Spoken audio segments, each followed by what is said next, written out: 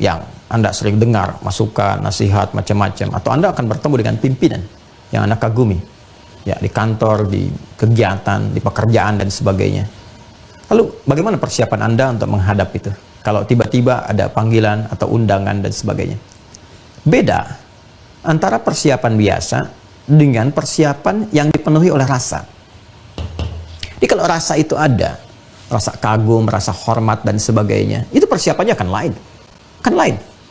Ya, saya saja kalau bertemu dengan guru gitu ya, yang kita hormati, kita kagumi, Masya Allah, saya pribadi itu menyiapkan diri itu beda. Ya, pakai pakaian tuh yang bukan hanya yang baik, tapi saya cari yang paling halal yang saya dapatkan, insya Allah halal gitu yang kita dapatkan. Tapi kita cari yang kayaknya yang perjuangannya itu paling baik, yang paling istimewa, paling bagus, dengan suasana yang baik. Kenapa? Saya mau menghadap guru saya. Ini pimpinan juga kalau ada di pekerjaan, institusi dan sebagainya, mau menghadap itu kan beda rasanya. Kalau ada rasa kagum, ya apalagi hormat yang kita tahu ini akan memberikan arahan dan sebagainya dari pimpinan itu, maka cara menghadapnya akan lain. Nah ini Allah segalanya, maha segalanya. Allah maha segalanya. Dan diksi yang digunakan menggunakan kata Rabb. Rabb.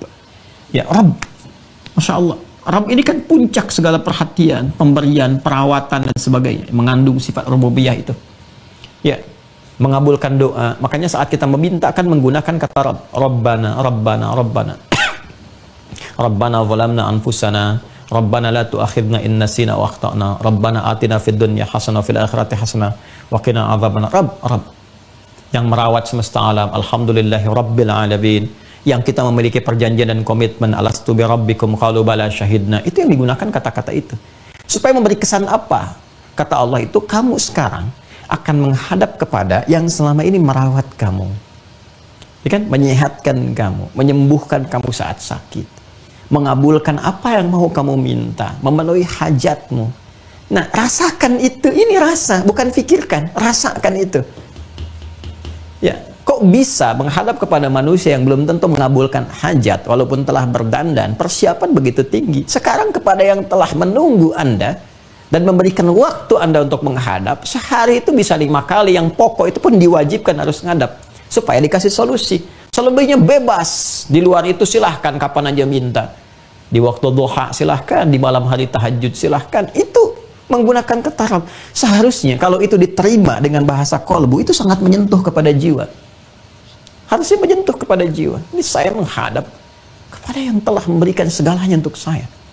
Bahkan manggilnya pun luar biasa, ditegaskan dalam iqamah kan. Ya Allahu Akbar, syahadu an la ilaha illallah, syahadu anna Muhammadar Rasulullah. Nih, syahadu an la ilaha illallah, syahadu anna Muhammadar Rasulullah. Itu kan komitmen pertama rububiyah kita dalam kandungan. Ya, yang Quran surah ke-7 ayat 172 itu. Wa idz akhadha rabbuka min bani adama min zuhurihim dzurriyyatahum wa asyhadahum syahadat ala anfusihim alastu bi rabbikum rabb qalu bala syahidna. Makanya kalau orang sadar itu, merasakan dengan jiwanya sepenuhnya dan mendengar syahadu an la ilaha illallah, itu bisa dia yang terpaku. Ya, kayak di penutup surat An-Naba itu, begitu di akhirat semua berbaris. Ya, illa la yatakallamuna illa man adzina lahu rahman. Ya, nggak ada yang bicara, nggak ada yang semua berbaris, khusyuk, merasakan sifat itu. Nah, di dunia itu kita berlatih berbaris saf ka'annahum bunyanun marsus dan seterusnya. Ya, itu ke dalam jamaah. Itu kalau dengar itu, orang yang bisa merasakan tuh dari awal sudah bisa mengalir air mata tuh. Ya Allah, kurang pengabdian nih, nuntut banyak rahmat, nuntut banyak pengabulan, nuntut banyak minta ini itu. Sementara dikasih belum disyukuri. Belum disyukuri udah minta yang lainnya. Ya, dosa saya Allah, banyak salahnya. Dan kita mendengar syahadu an la ilaha illallah, syahadu anna Muhammadar Rasulullah, ada kerinduan pada Rasulullah SAW. Cek lagi keadaan diri kita. Hayya 'alas shalah, yuk siap salat. Hayya 'alal falah, untuk kebahagiaan kamu. Bukan untuk memberatkan kamu, untuk kesuksesan kamu. Itu kalau dihadirkan dalam jiwa kita, tunduk kita. Disentuh pertama kali, lalu ditutup dengan kalimat yang indah, wa annahum ilaihi raji'un. Balik ke Quran surah kedua ayat 46.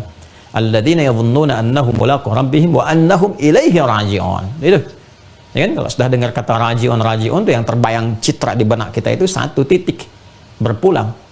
Dan mereka ya pasti akan berpulang kepada Allah. Nah, ini dia. Rasakan dalam sholat itu Ya, mungkin kita juga bukan sekedar menghadap, tapi menghadap untuk selamanya, berpulang kepada Allah Subhanahu wa taala. Meninggal. Ya.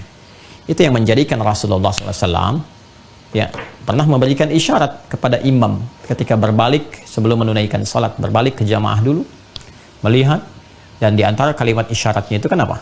Sallu salatan muwadda'. Sallu salatul muwadda'. Ya, salatlah kalian semua. Ya, dan hadirkan rasa dalam salat ini seakan ini salat perpisahan kita. Ya, mengapa kita mengenakan pakaian terhalal, terbaik, kan? Wudhu sempurna, menghadap ke arah kiblat, memasrahkan diri bertaubat. Karena boleh jadi itu titik perpisahan kita dengan dunia yang mengantarkan kita berpulang kepada Allah, dan tidak ada keindahan terbaik, termulia yang memisahkan kita dengan dunia itu ya, kecuali diantaranya adalah saat kita terkoneksi dengan Allah dalam sujud kita itu. Masya Allah ya, dalam ruku kita, dalam sholat kita, itu keadaan terindah, di antara keadaan terindah yang mengiringi kepulangan seseorang dalam keadaan husnul khatimah itu. Jadi rasakan dalam sholat. Jadi kalau ada malas-malas dan sebagainya, rasakan ini mungkin saya meninggal saat ini ya. Kan adzan itu kan panggilan, dipanggil. Yang panggil siapa? Allah lewat suara muadzin. Mungkin dipanggil untuk selamanya. Ya, Bapak X dipanggil Allah, itu sudah berpulang. Nah, kita ini 5 kali diingatkan, hei kamu kan nggak tahu di titik mana kamu pulang. Maka itu perbaiki keadaan jiwa. Ya, ditakdirkan masih berjalan aja dalam sholat, ya minta solusi, minta bimbingan supaya saat pulang kapanpun siap. Qadar Allah bisa terjadi dalam sholat pun kita pulang. Kalau suasana dihadirkan dalam sholat, merasakan. Ya. Ya, itu akan beda. Taubatnya akan berbeda, istighfarnya akan lain, tasbihnya akan lain, tahmidnya akan lain. Nah, begitu kemudian dirasakan suasana itu adalah kepasrahan, ketundukan, kerendahan, kehinaan, dzillah, ketakutan yang proporsional, yang mengharapkan ridha. Ketika puncak itu datang, tenanglah batin kita itu. Nah, ketenangan itu yang disebut dengan sukun, sakinah. Sakinah ini yang mengantarkan pada tumakninah. Makanya kalau orang-orang sudah awalnya itu tenang, nyaman, maka ketika dia ruku pun tenang gitu. Nggak buru-buru, baru ruku langsung naik. Tenang. Itulah tumakninah. Ketenangan yang dilahirkan dari kehusyuan dalam proses ibadah.